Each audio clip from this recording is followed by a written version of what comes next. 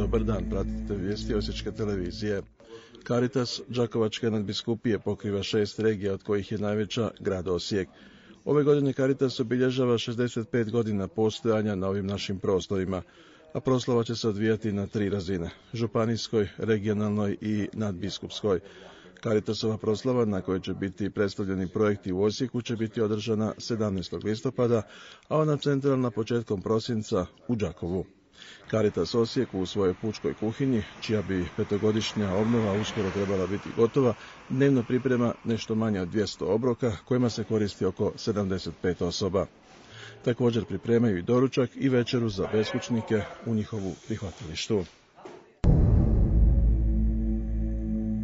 Novi bus card, sustav naplate gradskog prijevoza, jedinstven u Europi, omogućuje građanima jednostavniji način plaćanja prijevoza novim beskontaktnim karticama. Građanima će biti dostupne 2 vrste beskontaktnih kartica, personalizirane i vrijednosne.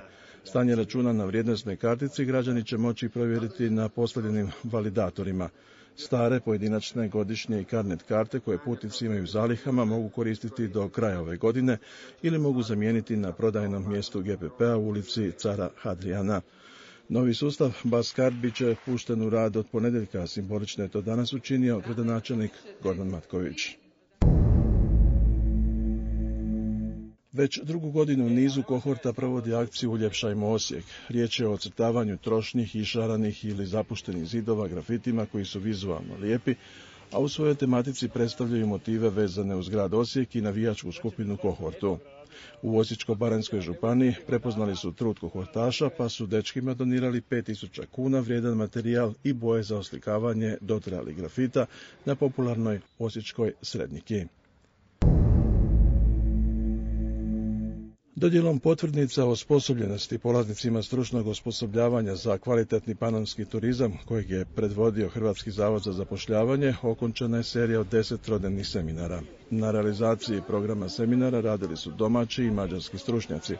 Financijer seminara je Hrvatski zavod za zapošljavanje sa 74% sredstava Europske unije.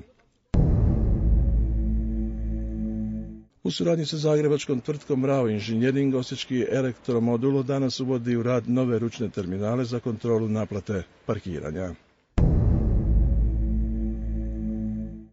Vijeće gradske četvrti Retvala prihvatilo je izvješće o realizaciji programa prioriteta za ovu te prijedlog okvirnog programa prioriteta za 2009. godinu. Manifestacija za djecu i mlade Zemlja bez granica ove godine pod motom Kao oblak 2008 bit će okončana 30. kolovoza.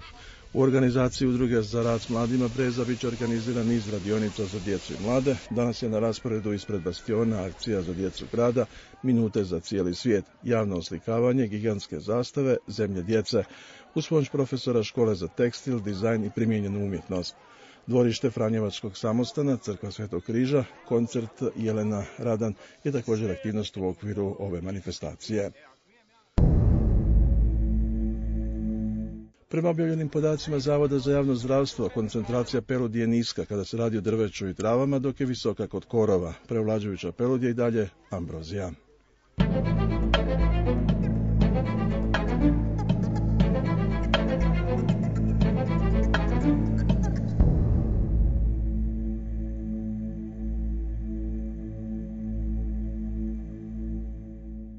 Potpuno oblačno i vruće zabilježeno je u meteobiltenu za danas. Dnevna temperatura 27 Celzijevih stupnjeva, vlažnost zraka 43% i tlak 1016 hektopaskala. Pretežno sunčano s umjerenom navlakom glasi prognoza vremena za sutra.